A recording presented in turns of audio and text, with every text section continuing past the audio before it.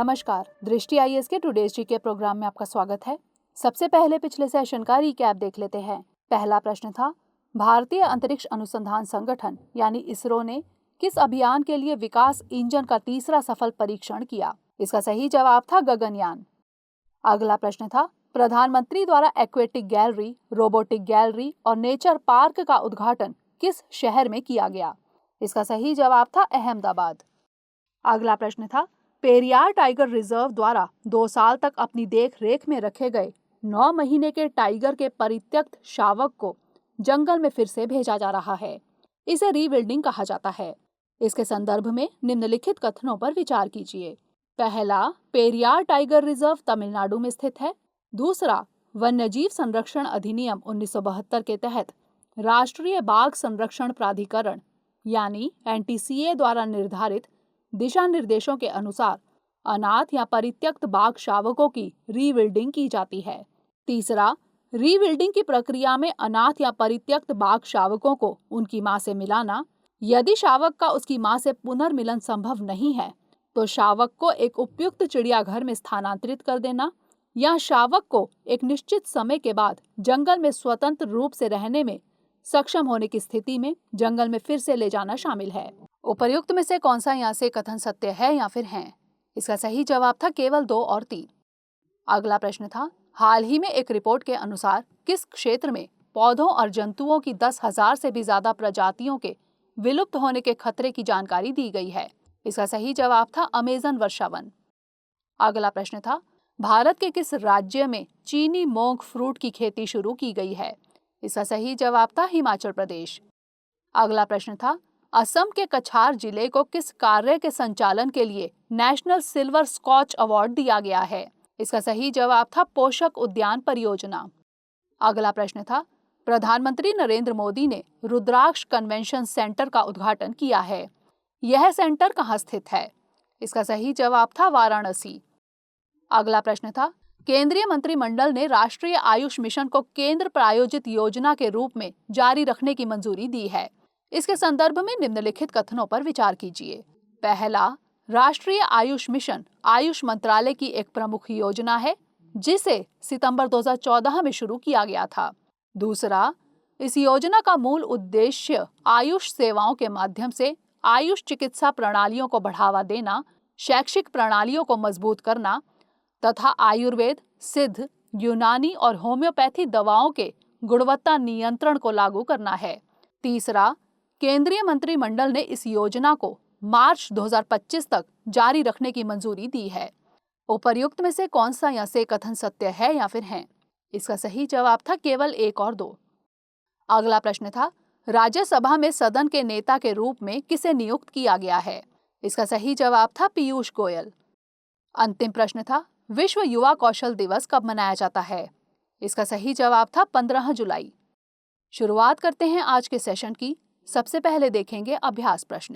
भारत ने पेरिस समझौते के अनुसार 2030 तक कितने प्रतिशत कार्बन उत्सर्जन को कम करने का लक्ष्य रखा है? 30%, 31%, 32% या फिर 33%? इसका सही जवाब है ऑप्शन डी, 33%। भारत ने पेरिस समझौते के अनुसार वर्ष 2030 तक 33% कार्बन उत्सर्जन को कम करने का लक्ष्य रखा है। अक्टूबर 2016 में भारत ने पेरिस समझौते को स्वीकार किया था। भारत 2030 तक गैर जीवाश्म आधारित ऊर्जा संसाधनों की स्थापित विद्युत क्षमता को 40% तक बढ़ाने के लिए प्रतिबद्ध है। तो इस तरह इस प्रश्न का सही जवाब है ऑप्शन डी, 33%। हमारे वीडियो अंग्रेजी में देखने के लिए फॉलो करें हमारा ही दूसरा YouTube चैनल दृष्टि आईएएस इंग्लिश। आज के सेशन का पहला प्रश्न है, भारत के किस रेलवे स्टेशन को 5 स्टार होटल की सुविधाओं से सुसज्जित किया गया है? गांधीनगर कैपिटल रेलवे स्टेशन, नई Delhi railway station, Chennai railway station या फिर पटना रेलवे स्टेशन? इसका सही जवाब है option A, Gandhinagar capital railway station. Gandhinagar capital railway station को 5 स्टार होटल की सुविधाओं से सुसज्जित किया गया है। प्रधानमंत्री नरेंद्र मोदी ने इस नए विकसित गांधीनगर रेलवे स्टेशन का उद्घाटन किया। इस रेलवे स्टेशन का पुनर्विकास किया गया है। स्टेशन में लाइव LED वॉल के साथ विशेष आर्ट गैलरी, वातानुकूलित प्रतीक्षालय, एक्सेलरेटर एवं लिफ्ट और दिव्यांग जनों के लिए सुविधाएं उपलब्ध है। तो इस तरह इस प्रश्न का सही जवाब है option A, Gandhinagar capital railway station. अगला प्रश्न है, निम्नलिखित कथनों पर विचार कीजिए। पहला, अल्ट्रावायलेट सी यानी यूवीसी डिसइंफेक्शन टेक्नोलॉजी यानी कीटाणु शोधन प्रौद्योगिकी जल्द ही भारतीय संसद में स्थापित की जाएगी। दूसरा, इसका उद्देश्य कोरोना वायरस के हवाई संचरण को कम करना है। तीसरा, यूवीसी एयर डक्ट डिसइंफेक्शन यानी कीटाणु शोधन प्रणाली DRDO यानी रक्षा अनुसंधान और विकास संगठन द्वारा विकसित की गई है। उपर्युक्त में से कौन सा या से कथन सत्य है या फिर है? केवल एक और दो, केवल 2 और 3 या फिर 1, 2 और 3? इसका सही जवाब है ऑप्शन बी, केवल 1 और 2। यूवीसी एयर डक्ट डिसइंफेक्शन यानी कीटाणु शोधन प्रणाली केंद्रीय वैज्ञानिक उपकरण संगठन यानी CSIR/CSIO द्वारा विकसित की गई है। यह प्रणाली प्रकाश के पराबैंगनी विकिरण पर आधारित है। यह विकिरण प्राकृतिक रूप से सूर्य द्वारा उत्सर्जित होता है। यूवीसी विकिरण का उपयोग अस्पतालों और प्रयोगशालाओं में वायु को कीटाणु रहित करने के लिए किया जाता है। इसका उपयोग जल को भी कीटाणु रहित करने के लिए किया जाता है। तो इस तरह इस प्रश्न का सही जवाब है ऑप्शन बी, केवल 1 और 2। अगला प्रश्न है, कोविड टीका संघ सुरक्षित वन, धन और उद्यम अभियान किस मंत्रालय ने लॉन्च किया है? रसायन एवं उर्वरक मंत्रालय, पंचायती राज मंत्रालय, जनजातीय कार्य मंत्रालय या फिर स्वास्थ्य एवं परिवार कल्याण मंत्रालय? इसका सही जवाब है ऑप्शन सी, जनजातीय कार्य मंत्रालय। कोविड टीका संघ सुरक्षित वन, धन और उद्यम अभियान जनजातीय कार्य मंत्रालय ने लॉन्च किया है। यह राष्ट्रव्यापी अभियान है। इस अभियान के तहत ट्राइफेड और यूनिसेफ 45,000 वन धन विकास केंद्रों के माध्यम से 50 लाख जनजातीय लोगों के बीच कोविड-19 के टीकाकरण को बढ़ावा देंगे। इस अभियान से जनजातीय लोगों के बीच टीकाकरण को लेकर फैली सभी भ्रांतियां दूर होंगी। तो इस तरह इस प्रश्न का सही जवाब है ऑप्शन सी, जनजातीय कार्य मंत्रालय। अगला प्रश्न है, दिल्ली सरकार ने रियल टाइम बस ट्रैकिंग सेवा के लिए किसके साथ साझेदारी की है? गूगल, फेसबुक, माइक्रोसॉफ्ट या फिर जोमेटो? इसका सही जवाब है ऑप्शन ए, गूगल। दिल्ली सरकार ने रियल टाइम बस ट्रैकिंग सेवा के लिए गूगल के साथ साझेदारी की है। यह प्रणाली यात्रियों को बसों के आगमन और प्रस्थान के समय और उनके मार्गों के बारे में वास्तविक समय की जानकारी प्रदान करेगी। गूगल ने दिल्ली सरकार के परिवहन मंत्रालय के साथ मिलकर यह साझेदारी की है। इस बस ट्रैकिंग सेवा से उपयोगकर्ता यात्रा में लगने वाले समय का अनुमान भी लगा सकेंगे। तो इस तरह इस प्रश्न का सही जवाब है ऑप्शन ए, गूगल। अगला प्रश्न है, नशीले पदार्थों की तस्करी पर अंकुश लगाने के लिए नौसैनिक अभ्यास एक्सरसाइज शील्ड में भाग लेने वाले देश कौन से हैं? भारत और इटली, भारत, श्रीलंका और मालदीव, श्रीलंका, मालदीव और इंडोनेशिया या फिर मालदीव, इंडोनेशिया और थाईलैंड? इसका सही जवाब है ऑप्शन बी, भारत, श्रीलंका और मालदीव। नशीले पदार्थों की तस्करी पर अंकुश लगाने के लिए नौसैनिक अभ्यास एक्सरसाइज शील्ड में भाग लेने वाले देश भारत, श्रीलंका और मालदीव है। यह अभ्यास समुद्री सुरक्षा सहयोग और आपसी समझ को बढ़ाने तथा नशीले पदार्थों की तस्करी पर रोक लगाने के उद्देश्य से किया गया।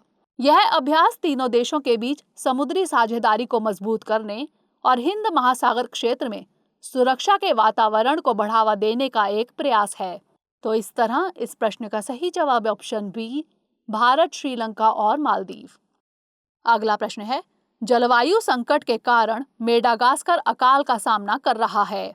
मेडागास्कर निम्नलिखित में से कहाँ स्थित है? उत्तरी अटलांटिक महासागर, दक्षिणी अटलांटिक महासागर, प्रशांत महासागर या फिर हिंद महासागर? इसका सही जवाब है ऑप्शन डी, हिंद महासागर। मेडागास्कर हिंद महासागर में स्थित है। यह अफ्रीका महाद्वीप के दक्षिण पूर्वी तट के पास स्थित द्वीप है। जलवायु संकट के कारण मेडागास्कर अकाल का सामना कर रहा है। इसकी लगभग 80% आबादी ग्रामीण क्षेत्रों में रहती है। देश के दक्षिण भाग में अधिकांश लोग वर्षा आधारित कृषि पर निर्भर हैं। जलवायु परिवर्तन के प्रभावों के कारण जलधाराएं, नदियां और सिंचाई के लिए बनाए गए बांध सूख गए हैं। कुछ क्षेत्रों में टिड्डियों के आक्रमण ने मक्के के खेतों को नष्ट कर दिया है। तो इस तरह इस प्रश्न का सही जवाब है ऑप्शन डी, हिंद महासागर। अगला प्रश्न है, किस राज्य के वन विभाग ने हेमिफिलोडैक्टाइलस जीनस की नई खोजी गई छोटी छिपकली की प्रजाति को संरक्षित करने की घोषणा की है? कर्नाटक, केरल, ओडिशा या फिर तेलंगाना? इसका सही जवाब है ऑप्शन सी, ओडिशा। ओडिशा के वन विभाग ने हेमिफिलोडैक्टाइलस जीनस की नई खोजी गई छोटी छिपकली की प्रजाति को संरक्षित करने की घोषणा की है। छिपकली की इस प्रजाति को पहली बार 2014 में ओडिशा के गंजम जिले में देखा गया था। छिपकली की यह प्रजाति दुर्लभ है। यह पेड़ों के ऊपरी हिस्से में रहना पसंद करती है। चींटियां, दीमक, छोटे तिलचट्टे और मकड़ियां इसका भोजन है। तो इस तरह इस प्रश्न का सही जवाब है ऑप्शन सी, ओडिशा। अगला प्रश्न है, निम्नलिखित कथनों पर विचार कीजिए। पहला, हरेला हिमाचल प्रदेश के कुमाऊं क्षेत्र में मनाया जाने वाला पर्व है। दूसरा, इसे श्रावण के महीने में मनाया जाता है। इस अवसर पर पौधारोपण भी किया जाता है। तीसरा, यह पर्व मॉनसून के शुरू होते ही मनाया जाता है और इसे पूरे कुमाऊं क्षेत्र में सबसे महत्वपूर्ण त्योहारों में से एक माना जाता है। उपर्युक्त में से कौन सा या से कथन सत्य है या फिर है? केवल एक और दो, केवल 2 और 3 या फिर 1, 2 और 3? इसका सही जवाब है ऑप्शन सी, केवल 2 और 3। हरेला उत्तराखंड के कुमाऊं क्षेत्र में मनाया जाने वाला पर्व है। श्रावण के महीने में मनाया जाने वाला यह पर्व बारिश के मौसम यानी मॉनसून की शुरुआत का प्रतीक है। इसी दिन से किसान अपने खेतों में बुवाई का कार्य शुरू करते हैं। यह दिन किसानों के लिए शुभ दिन माना जाता है। तो इस तरह इस प्रश्न का सही जवाब है ऑप्शन सी, केवल 2 और 3। अगला प्रश्न है, विश्व सर्प दिवस कब मनाया जाता है? 16 जुलाई, 17 जुलाई, 18 जुलाई या फिर 19 जुलाई? इसका सही जवाब है ऑप्शन ए, 16 जुलाई। विश्व सर्प दिवस 16 जुलाई को मनाया जाता है। यह दिवस सांपों के संरक्षण के प्रति लोगों को जागरूक करने के लिए मनाया जाता है। सांप आवास की कमी, जलवायु परिवर्तन और बीमारियों के संकट से जूझ रहे हैं। सांपों के प्रति नकारात्मक दृष्टिकोण उनके संरक्षण के लिए सबसे बड़ी बाधा है। दुनिया भर में सांपों की 35,000 से भी अधिक प्रजातियां पाई जाती हैं। उनमें से केवल 600 प्रजातियां ही जहरीली हैं। भारत में सांपों की लगभग 6,300 प्रजातियां पाई जाती हैं, जिनमें करैत, Russell viper, saw scaled viper और भारतीय कोबरा प्रमुख हैं। तो इस तरह इस प्रश्न का सही जवाब है ऑप्शन ए, 16 जुलाई। अंतिम प्रश्न है, गिरा साराभाई का अहमदाबाद में निधन हो गया है। उन्होंने किस क्षेत्र में महत्वपूर्ण योगदान दिया? अंतरिक्ष, कला और वास्तुकला, सूचना प्रौद्योगिकी या फिर भौतिक विज्ञान? इसका सही जवाब है ऑप्शन बी, कला और वास्तुकला। गिरा साराभाई का अहमदाबाद में 98 वर्ष की आयु में निधन हो गया। उन्होंने कला और वास्तुकला के क्षेत्र में महत्वपूर्ण योगदान दिया। गिरा साराभाई अहमदाबाद में स्थित प्रसिद्ध राष्ट्रीय डिजाइन संस्थान की सह संस्थापक थी। उन्होंने अपने भाई गौतम साराभाई के साथ राष्ट्रीय डिजाइन संस्थान की स्थापना की और इसका शैक्षणिक पाठ्यक्रम भी तैयार किया। भारत में डिजाइन शिक्षा के क्षेत्र में उन्होंने अग्रणी भूमिका निभाई। तो इस तरह इस प्रश्न का सही जवाब है ऑप्शन बी, कला और वास्तुकला। अब नोट कर लेते हैं आज का अभ्यास प्रश्न। किस देश में चल रहे गृह युद्ध में पुलित्जर पुरस्कार विजेता भारतीय फोटो पत्रकार दानिश सिद्दीकी की मृत्यु हो गई है? पाकिस्तान, अफगानिस्तान, इराक या फिर सीरिया? इसका उत्तर हमें कमेंट सेक्शन में जरूर भेजिएगा। अगले सेशन में नए प्रश्नों के साथ मिलेंगे। तब तक के लिए पढ़ते रहिए एंड स्टे मोटिवेटेड।